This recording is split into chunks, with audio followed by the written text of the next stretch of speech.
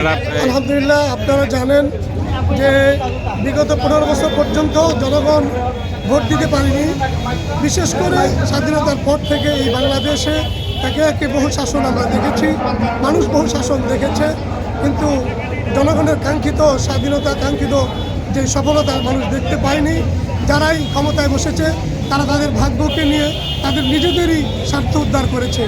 দেশের টাকা পাচার করে বিদেশে পাঠিয়ে দিয়েছে, দেশকে পঙ্গু করে দিয়েছে, দেশের ব্যাংকগুলি খালি করে দিয়েছে। এই জন্যে দেশের জনগণ একটি আশায় আছে, একটি পরিবর্তন চায়। সেই পরিবর্তনটি তারা ধর্মভিত্তিক ইসলামী দলগুলিকে দেখতে চায়। ইসলামী আদর্শের প্রতি মানুষ এজন্যই ঝুঁকেছে, যেহেতু ইসলামী আদর্শ এমন একটি আদর্শ যে মানুষকে অন্যায় করতে সাহায্য করে না, অন্যায়ের প্রতিবাদ করে, জুলুম করে না, চাঁদাবাজি, মাস্তানি, সন্ত্রাসী করে না। আমাদের দেশে দীর্ঘদিন যাবৎ অন্যায়, অনাচার এগুলি বন্ধ হয় না। মানুষ বিভিন্ন আশা দিয়ে ক্ষমতায় গিয়েছিল, বিভিন্ন প্রার্থীরা আমাদেরকে বিভিন্ন আশা দিয়েছিল, কিন্তু আমরা দেখতে পেয়েছি যে আলহামদুলিল্লাহ ইসলামী আন্দোলনের প্রতি মানুষের প্রচুর সমর্থন রয়েছে।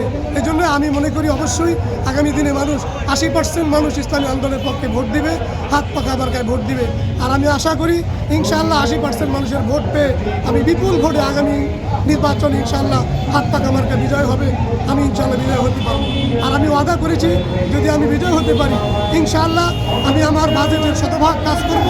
একটি টাকাও আমার আসন থেকে আমি দুর্নীতি করতে দিব না, লুটপাট করতে দিব না। ইনশাআল্লাহ এই দেশটা একটি সুন্দর একটি মডেল শরীয়তপুর হবে। আমি সেই লক্ষ্যে সকলকে হাত পাকা মার্কায় ভোট দেওয়ার জন্য আহ্বান জানাই। আসসালামু আলাইকুম ওয়া রাহমাতুল্লাহি ওয়া বারাকাতুহু।